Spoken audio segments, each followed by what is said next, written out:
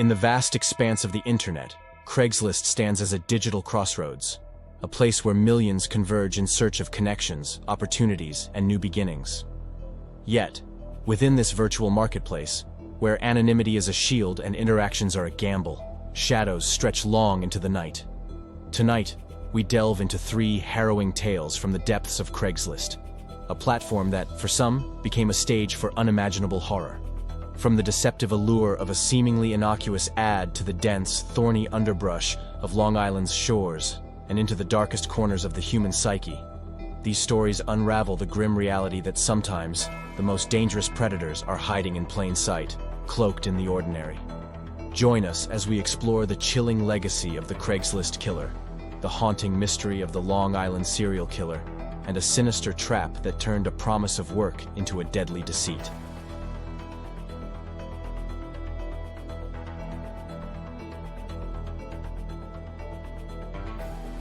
In the quiet suburb of Savage, Minnesota, a community known for its safety and tight-knit families, a chilling crime unfolded in the autumn of 2007 that would forever alter the town's sense of security.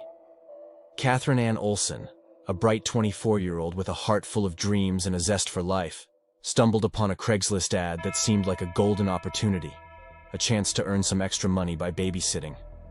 Little did she know, this decision would lead her into the depths of a predator's trap. Michael John Anderson, a 19-year-old with a dark secret, was the author of the ad.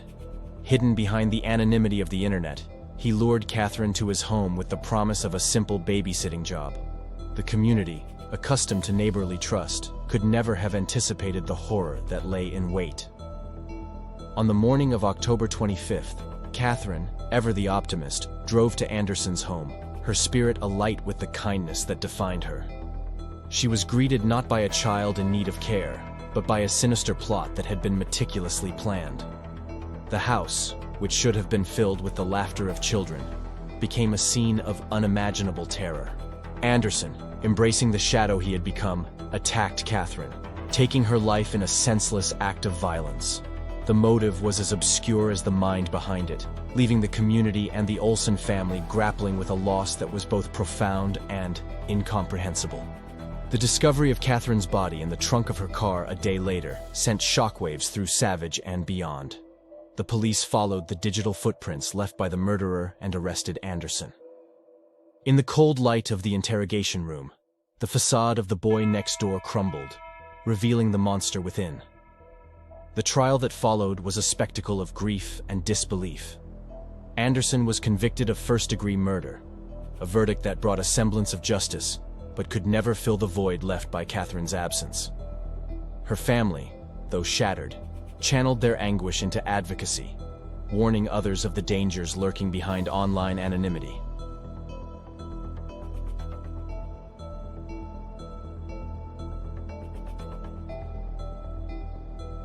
In the early 2000s, the serene beaches of Long Island became the backdrop for a mystery that would perplex and terrify the nation. It began as a search for Shannon Gilbert, a young woman who vanished after meeting a client she had connected with through Craigslist.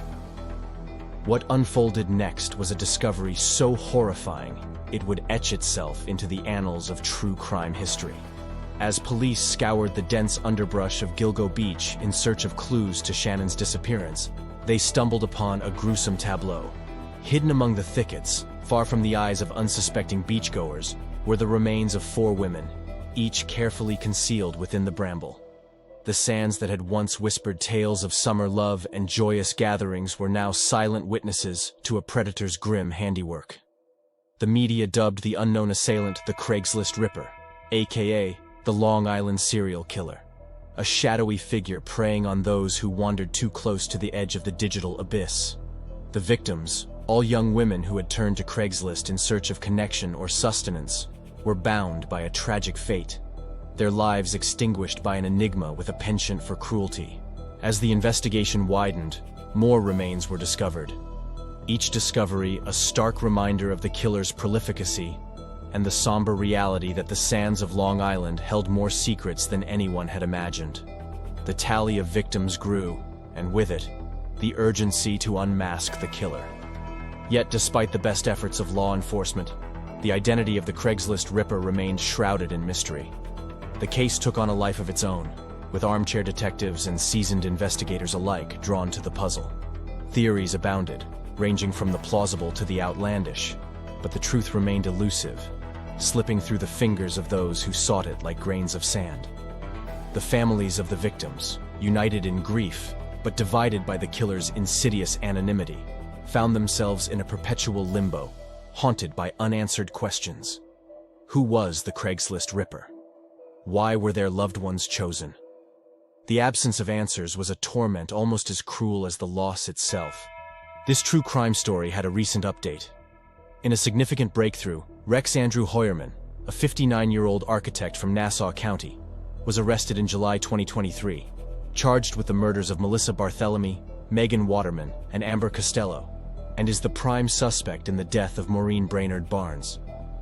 Despite pleading not guilty, evidence against him is compelling.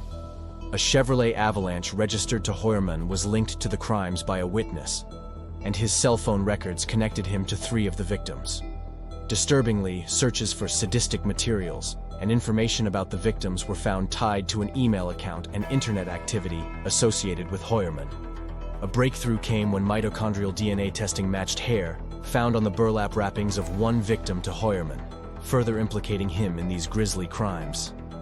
This development rekindles hope for justice in the haunting saga of the Long Island serial killer.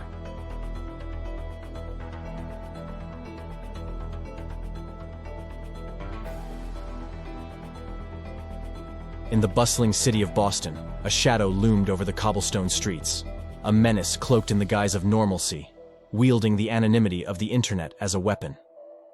Philip Markoff, a medical student with a promising future, harbored a dark compulsion that would soon unfold into a tale of deceit, violence, and murder.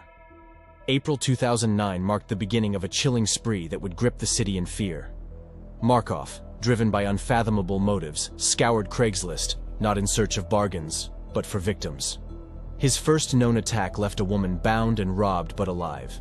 The community, unaware of the lurking danger, continued to trust in the anonymity of their online interactions. Days later, the digital predator struck again. Julissa Brisman, a young woman with dreams of her own, fell into Markoff's carefully laid trap. Believing she was meeting a client for a massage session, Brisman walked into a luxury hotel room, stepping into a nightmare from which she would never awaken. Markoff's attack was brutal and fatal, leaving Brisman's aspirations in life extinguished on the hotel room floor. The city was in turmoil, the air thick with fear and disbelief. How could a place of such history and beauty become the hunting ground for a predator? The police, piecing together the electronic breadcrumbs left behind, unveiled the chilling reality of the Craigslist killer. Markoff's capture brought a fleeting sense of relief, but the questions that surfaced were as disturbing as the crimes themselves. A bright student engaged to be married, living a double life that not even those closest to him could have suspected. What drove him to such depths of depravity? The trial that never came to pass would have been a spectacle of sorrow and horror, but Markoff's own hand ended his story. In his cell, alone, the Craigslist killer took his life, leaving a trail of unanswered questions and broken lives. The tale of Philip Markoff serves as a grim reminder of the dualities that exist within the human psyche and the dark alleys of the digital world. It's a story that cautions against the assumption of knowing someone based solely on their outward appearances and the roles they occupy in daylight. Behind the screens and doors, monsters can hide, wearing the faces of future doctors, of neighbors, of friends.